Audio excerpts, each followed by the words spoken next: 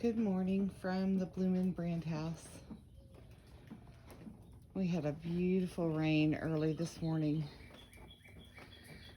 Got some leaks on our gutter, and we usually use that to collect some rain.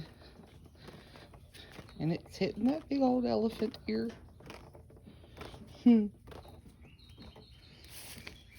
Years ago we planted grass out here and it died back, and last year we had great spring rains and it started coming back,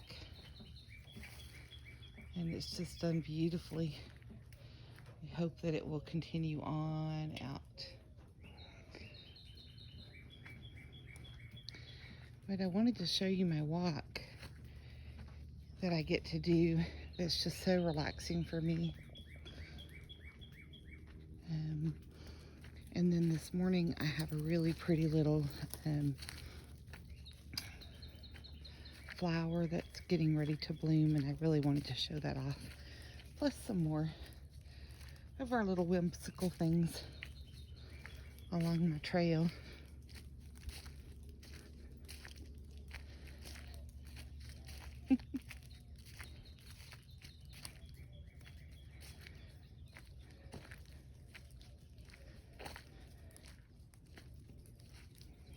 Isn't this just such the sweetest path? We've got a new row of crepe myrtles that we've planted along here where we had to take out some trees. And unfortunately, we have a lot of oak wilt out here, and the trees are dying pretty regularly. We cut down probably about 15 a year that have died.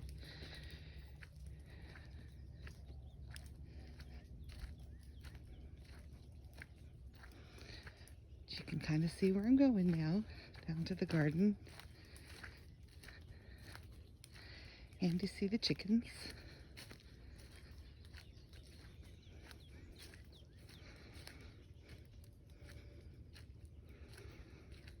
Every morning when I come down here and I see this color, it just makes me smile.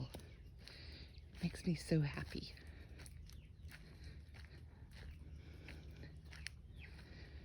So I started this little garden this year right outside the actual garden.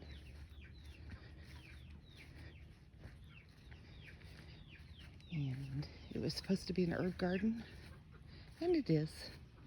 I have a few herbs. I have some oregano and basil, and then I've interplanted with a few flowers. And of course I planted more. They didn't all come up. I see a cilantro coming up there that I planted and I didn't think was ever going to come up because I planted that probably 2 months ago. But I've enjoyed all these varieties of echinacea that I've been finding. So I've planted those from transplants, and then of course the lavender. And I planted by seed a whole lot of things that are coming up, and I don't know what they are.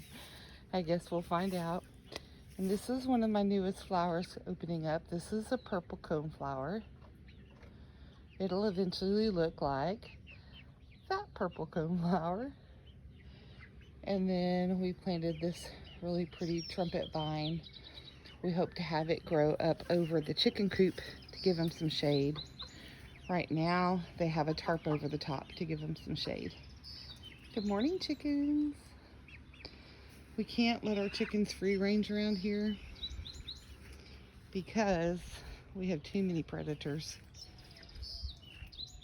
They get fresh greens from the garden pretty regularly. Well, daily. I put down this straw this year to help with the weeds, and it's helped a whole lot. And then I come back in and pick the wheatgrass, which is really easy to pull up, and feed that to the chickens, and they love it. So this is a variety of cosmos. It's not blooming yet, but it'll be pink and white and lavender. And this is cosmos. I've forgotten the name of it. Isn't it gorgeous? It's all orange and yellows. Just a bright spot.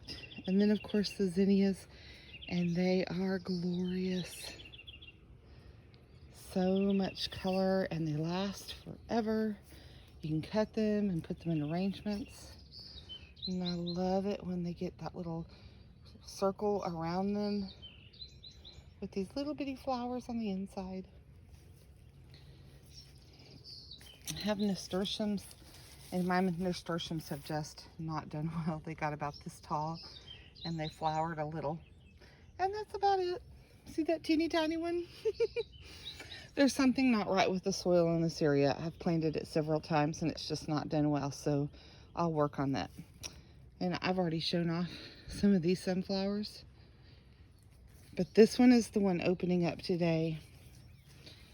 I'm so excited about that. Isn't that beautiful? I try to keep all the packages close by so I remember what it was. And this one was the Evening Sun Mix. But what's incredible about this is we had a big storm a while back. Huge hailstorm, and you can see right there this branch broke and it was barely hanging on, but it is what is creating that flower and that one, and this one, and that one, and this beautiful flower. There's more coming on the main stem, and they will be gorgeous. And this one also took quite a beating, but it didn't break in half like the other. So it's just filled with happy sunflowers. My tomatoes took a beating. I lost some of them in that big storm, but they're starting to come back. And they're putting on little tomatoes. And 2 of these are transplants. And I've got a few that I grew from seed. They're just starting to put on flowers.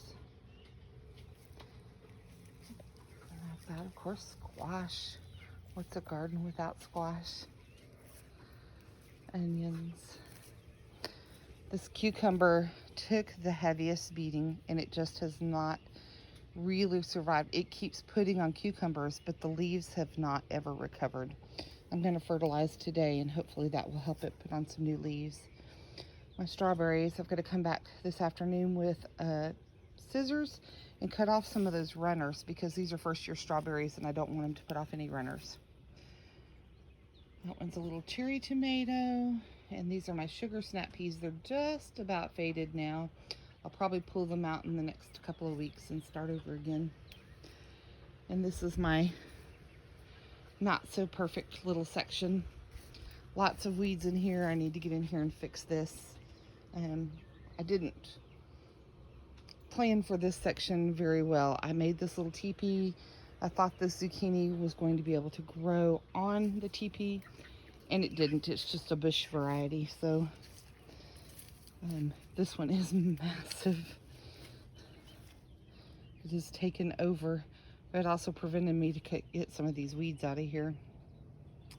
And this is the first time I've ever tried this Silver Falls dichondra. Isn't it pretty? Just a little something to add some flavor, color to the garden. And I have this lovely pear tree, which for the first time is loaded with pears. And it's even pulling the tree over sideways. I hope these pears get bigger.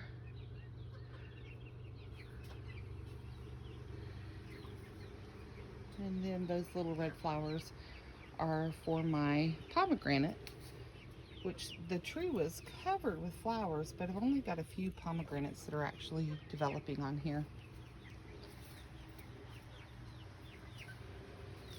And this is another Cosmos variety.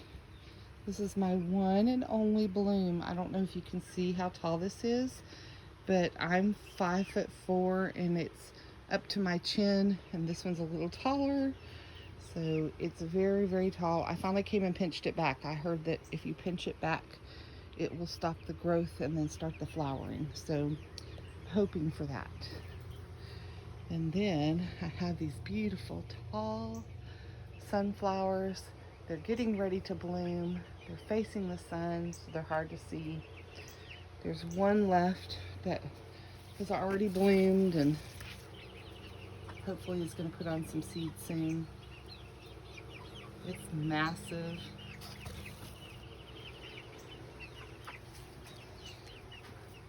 I had 3 of my gladiolas bloom, and I just let them stay here. I didn't cut them this year. Next year I will for sure. And then this is a hollyhock. I love hollyhocks. They take 2 years to bloom, so this will be a little while. And these lovely caterpillars have just about eaten all of my snapdragons.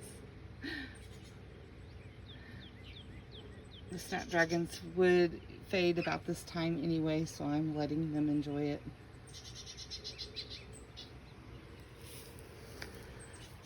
My vegetable garden is not very large, with just 2 of us here at the house eating vegetables, but I've got some bell peppers.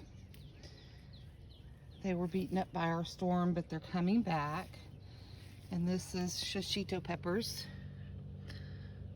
Also hit pretty hard by this storm, but this one came back very quickly. And the last of my radishes, which we just feed to the chickens.